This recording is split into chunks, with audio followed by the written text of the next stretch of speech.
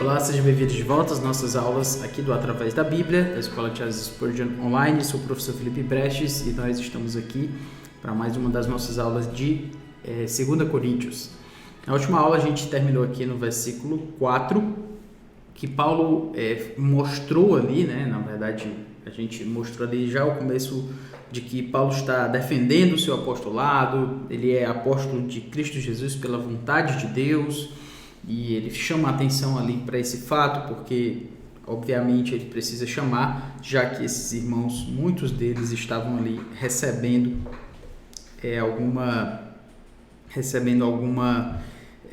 algum ensino falso, exatamente contra aquilo que eles tinham aprendido. Isso fazia com que também o apóstolo Paulo fosse aquele que era alvo de uma certa vontade de diminuir o apóstolo Paulo, diminuir o seu ministério e assim também diminuir a sua mensagem. Por essa razão, o apóstolo Paulo precisa se defender em relação a isso. E a gente chamou a atenção também para o fato de que Paulo está escrevendo à igreja que está lá em Corinto. Isso não é pouca coisa, esses são santificados. Não é à toa que Paulo fala dessas pessoas assim, porque, como eu falei, a igreja de Corinto não era uma igreja num lugar muito fácil, mas ainda assim o apóstolo Paulo estava ali pregando e plantou uma igreja naquele lugar, que é altamente significativo. Também falamos de que Paulo legitima o seu ministério, mostrando que estar servindo aos coríntios muitas vezes significava sofrer e ser consolado a fim de consolá-los. Como eu tenho falado, né? Essa é uma forma de legitimar, na verdade, essa é a principal forma, eu acredito, de legitimar o nosso ministério, é mostrar que nós não estamos ali para tirar vantagem das pessoas, somente para sermos beneficiados, mas muitas vezes isso significa ser prejudicado, né, em alguma medida. E é como o apóstolo Paulo mostrou aí, ele foi consolado por Deus, o Senhor de misericórdia, o Senhor de graça, o Senhor de toda consolação, exatamente para poder ser canal de consolação, para que assim possa consolar outras pessoas. E quem é que está disposto a isso, né? Talvez as pessoas olhem para o ministério como uma forma de algum destaque, que de fato o ministério traz algum destaque, já que você está diante de pessoas pregando, já que você está diante de pessoas levando a palavra de Deus, e você recebe algum destaque naquilo ali, mas isso não quer dizer absolutamente nada se você não estiver disposto a sofrer pelas pessoas. Na verdade, isso é que vai envolver muito do ministério, é sofrer, ser consolado por Deus para poder consolar outras pessoas. A minha pergunta é, você quer isso, né? Você está disposto a isso? Se você está disposto a isso, é um dos sinais que são necessários para que você seja um ministro do Evangelho. Caso contrário, buscar o Evangelho somente como benefício próprio nunca será uma boa ideia. Muito bem, agora a gente segue aqui no versículo 5, em que a gente tem quando a gente tem Paulo começando aqui com um porquê. Porque assim como os sofrimentos de Cristo se manifestam em grande medida a nosso favor, assim também a nossa consolação transborda por meio de Cristo Jesus. Aqui Paulo está utilizando o mesmo argumento, certo? Na verdade, quando a gente vê aqui, é que ele nos conforta em toda a nossa tribulação para podermos consolar os que estiverem em qualquer angústia, com a consolação com que nós mesmos fomos contemplados por Deus. Porque, aí agora ele chama a atenção para essa razão. Qual é a razão disso? Assim como os sofrimentos de Cristo se manifestam em grande medida a nosso favor, assim também a nossa consolação transborda por meio de Cristo. Ou seja, Cristo sofre e esse sofrimento de Cristo se manifesta em nosso favor. Claro, a morte de Cristo foi para nos salvar, a morte de Cristo foi para nos consolar, foi para nos regenerar. Então a obra de Cristo na cruz, o sofrimento de Cristo se manifesta a nosso favor. Cristo foi a epítome do sofrimento em favor do outro. e exatamente o contrário, o exato oposto do egoísmo, do egocentrismo, que é agir em favor simplesmente de si mesmo e não por amor ao outro. Cristo foi exatamente o contrário. Cristo foi aquele que veio com tudo a perder.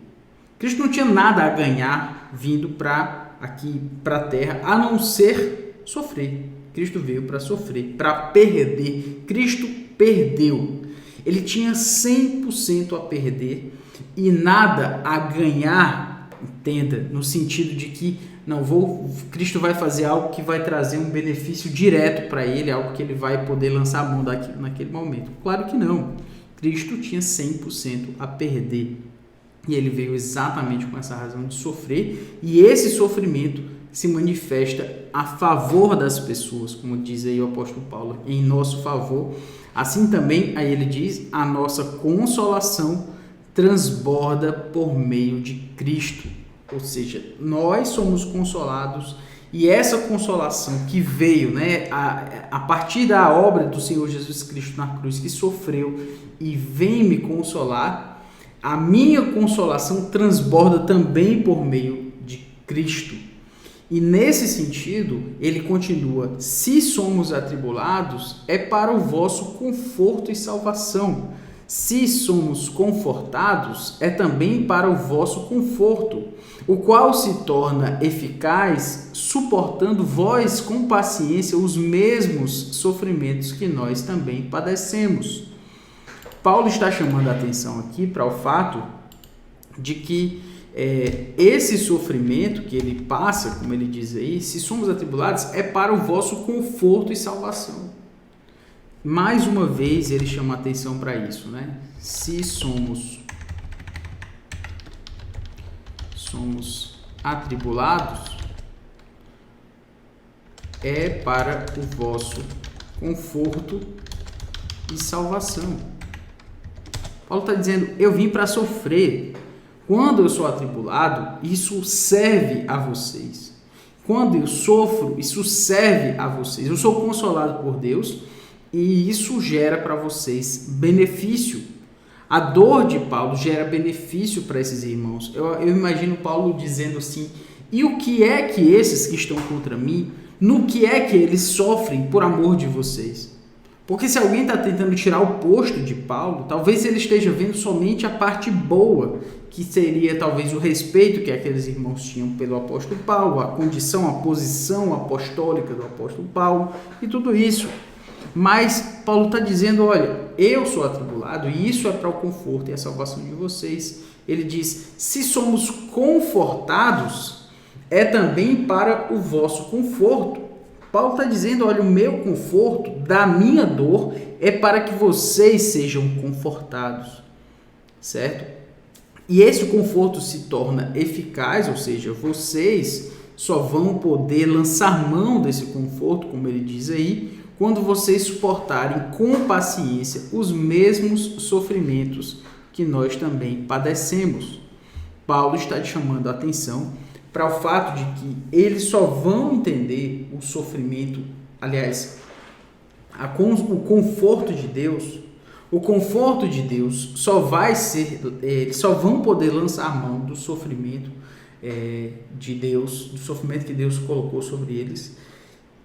Só vão poder lançar mão do conforto do sofrimento, melhor, quando eles suportarem com paciência os mesmos sofrimentos que eles também padeceram. Ou seja, Paulo está dizendo, eu sofri por vocês e vocês também vão sofrer, mas vocês vão ser consolados quando vocês também passarem pela dor, quando vocês também passarem pela dificuldade.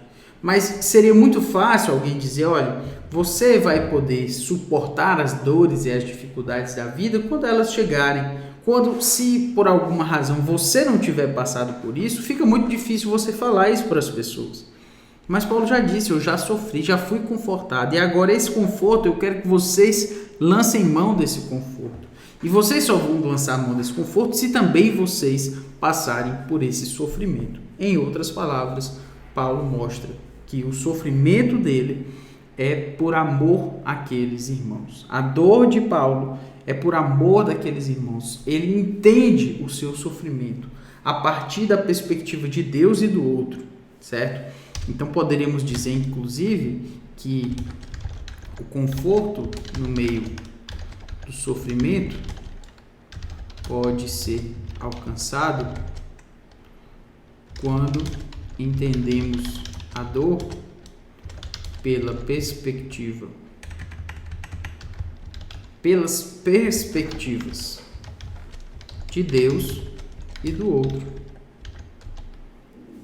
Como assim? Eu sofro por amor a Deus e eu sofro por amor ao outro. Essa é a ideia que eu estou querendo mostrar aqui, certo? Nós sofremos por amor a Deus, sofremos por amor ao outro. Só vamos ser confortados no meio da dor se a dor for considerada da parte de Deus e da parte do outro. Quando eu analiso a minha dor a partir de mim mesmo, que eu não mereço, que está difícil demais, que é muito complexo, que Deus deveria isso, que Deus deveria aquilo.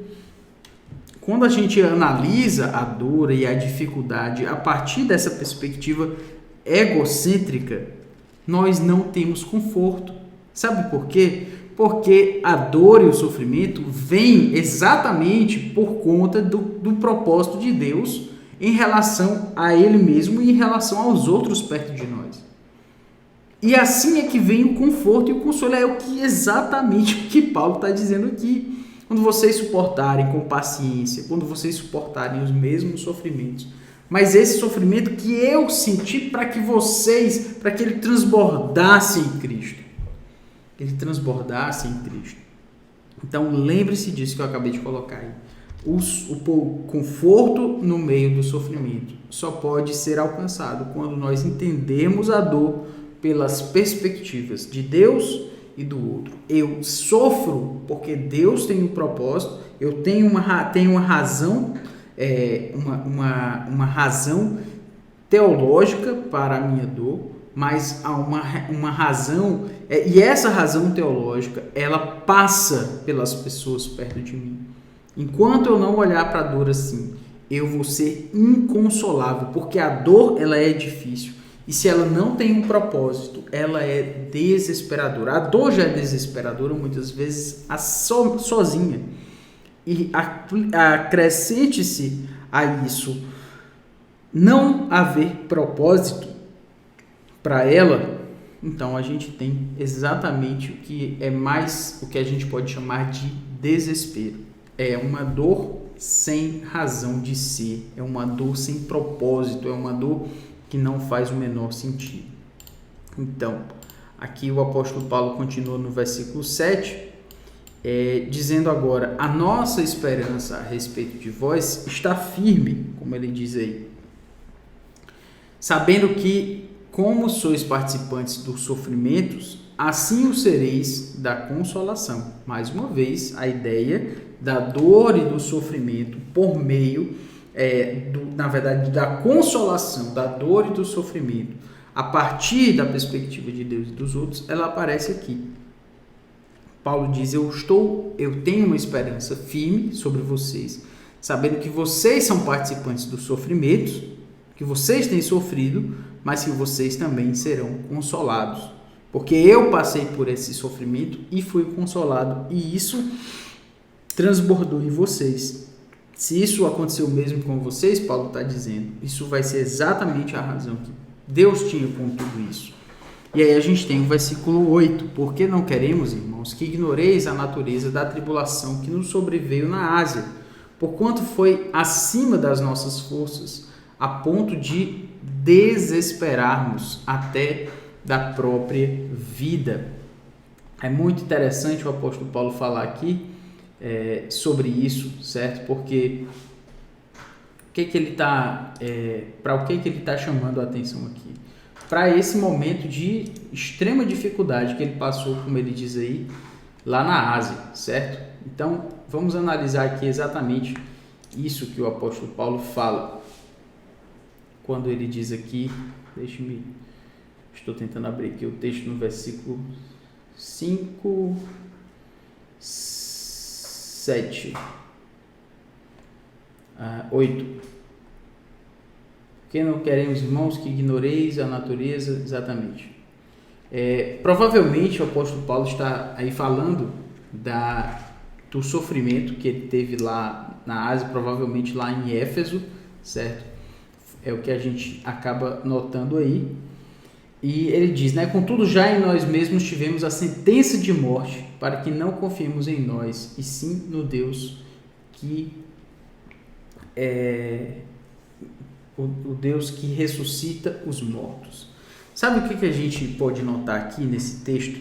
Versículos 8, 9 e 10. Né?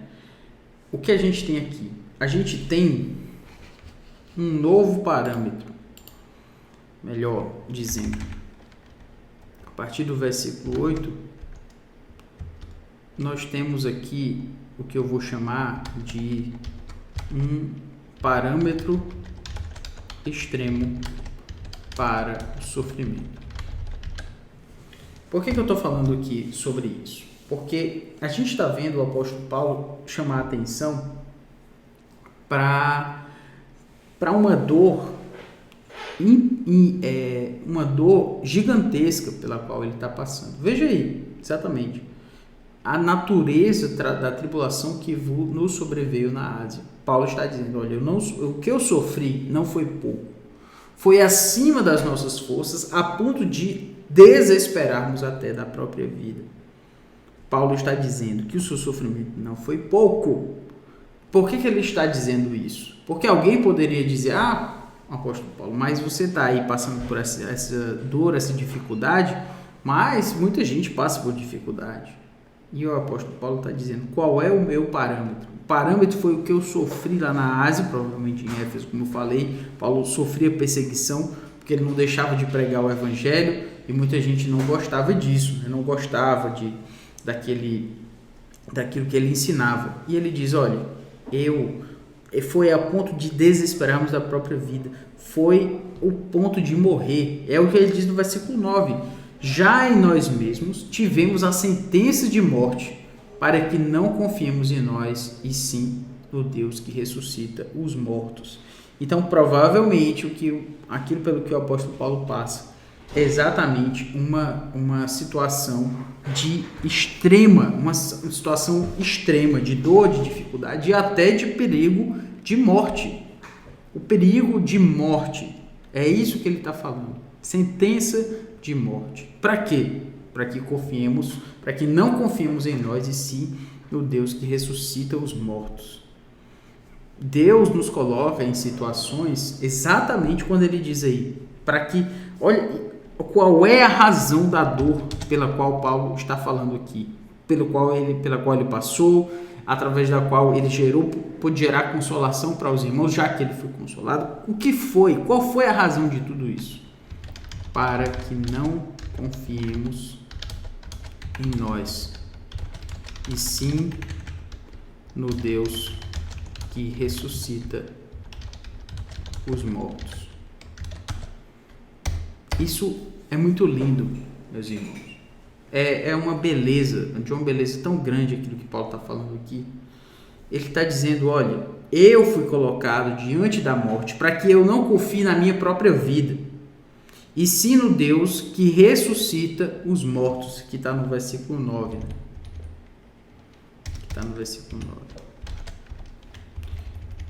Então, se Deus coloca em perigo a vida de Paulo, que é o parâmetro final aqui, extremo para o sofrimento, ele está dizendo, eu fui colocado sob a pena de morte, sabe para quê? Para que eu entendesse e confiasse não em mim, não na minha própria vida, porque a minha vida eu não tinha mais. Agora só tinha alguém em que eu podia confiar, que era o Senhor, que ressuscita os mortos. Nesse parâmetro extremo do sofrimento, a gente coloca um ponto para a nossa vida de que, seja lá a dor pela qual esteja passando, aqui Paulo está sendo possivelmente privado da sua própria vida. E nisso ele precisa confiar no Deus que ressuscita os mortos. A dor e a dificuldade geralmente vem exatamente por meio de uma privação. Às vezes é uma privação de dinheiro, às vezes é uma privação de conforto, às vezes é a privação de um relacionamento, às vezes é a privação de uma alegria. E essas coisas acontecem na nossa vida exatamente para a gente lembrar que nós temos um Deus que supre isso. Então, se eu estou passando por um extremo desconforto, eu tenho que confiar no Deus que me dá conforto, que dá o completo conforto. Se eu tenho uma sentença de morte, eu tenho que confiar no Deus que dá vida. Se eu tenho uma falta de dinheiro, por exemplo, que está gerando na minha vida muitas dificuldades e conflitos, eu tenho que confiar no Deus de toda riqueza. E às vezes Deus nos priva dessas situações, dessas questões da vida aqui debaixo do sol, exatamente para que Ele venha estabelecer na nossa vida um novo parâmetro. Qual é? Eu preciso confiar no Deus. O Deus que dá conforto, que dá consolo, que dá alegria, que dá esperança, que dá vida. Então, se por algum, mesmo diante do mais extremo, de ser privado daquilo que é mais extremo na nossa vida, que é exatamente a nossa própria vida, ainda assim o apóstolo Paulo se vê numa condição de confiar não na sua própria vida, mas exatamente confiar naquilo que Deus pode fazer, que é Ele pode ressuscitar dos mortos. Isso é muito belo, irmãos. Isso prossegue aqui no versículo 10, quando ele diz: o qual nos livrou, sobre o Senhor, o qual nos livrou e livrará de tão grande morte em quem temos esperado, que continuará a livrar-nos, ajudando-nos também vós, com as vossas orações a nosso favor, para que por muitos sejam dadas graças a nosso respeito, pelo benefício que nos foi concedido por meio de muitos. Paulo está aqui falando exatamente do fato de que Deus livrou. Na hora que ele estava exatamente sendo colocado em perigo de morte, nessa hora vem a graça de Deus, e esse Senhor em que ele pôde confiar, além da sua própria vida, vai lá e o livra, certo? Livra e livrará de tão grande morte, como ele diz aí. Temos esperado que ainda vai continuar a nos livrar. Ou seja, se alguém foi colocado em uma situação de quase morte, uma situação de sentença de morte, e ainda assim Deus o livrou daquela situação, ele ganha mais razão para confiar num Deus que vai continuar livrando, certo? Como ele diz aí, quando ele diz no versículo 11, ajudando-nos também vós com as vossas orações a nosso favor. Nessa hora, o apóstolo Paulo, ele chama mais uma vez os coríntios para uma questão uma questão corporativa, de uma dor corporativa. Nós não sofremos, o que eu quero chamar a atenção aqui, é que nós não sofremos sozinhos. A dor e a dificuldade eu acabei de falar, só pode ser passada em consolo quando nós olhamos da perspectiva de Deus e da perspectiva dos outros. Ninguém sofre sozinho, ninguém sofre a partir de si mesmo. Sofrer sozinho, sofrer a partir de si mesmo é desesperador. E nessa hora o apóstolo Paulo diz, olha, e vocês nos ajudam. Esse livramento pelo qual eu passei foram as orações de vocês, ele diz, a nosso favor, para que muitos sejam, por muitos sejam dadas graças a nosso respeito, pelo benefício que nos foi concedido por meio de muitos. A nosso respeito, muitos ele está falando, ou seja, ele está chamando a atenção para um grupo de pessoas que orou pelo apóstolo Paulo, que ele coloca dentro desse propósito aí geral, que é exatamente sofrer, mas nesse sofrimento que se passa junto, quando vem o consolo, ele também vem junto, ele também vem em comunidade, ele também não vem sozinho, ele também não vem em relação a si mesmo, vem em relação a uma comunidade, a um grupo de pessoas, a uma igreja, e para mim a beleza que a gente pode ver exatamente essa. Quando a gente continua aqui, agora no versículo 12, nós temos, porque a nossa glória é esta, o testemunho da nossa consciência de que, com santidade e sinceridade de Deus, não com sabedoria humana, mas na graça divina, temos vivido no mundo e mais especialmente para convosco. Porque nenhuma outra coisa vos escrevemos além das que leides e bem compreendeis, e espero que o compreendereis de todo, como também já em parte nos compreendestes que somos a vossa glória, como igualmente sois a nossa no dia de Jesus, nosso Senhor. Olha aqui o que a gente pode notar aqui nesse ponto, certo?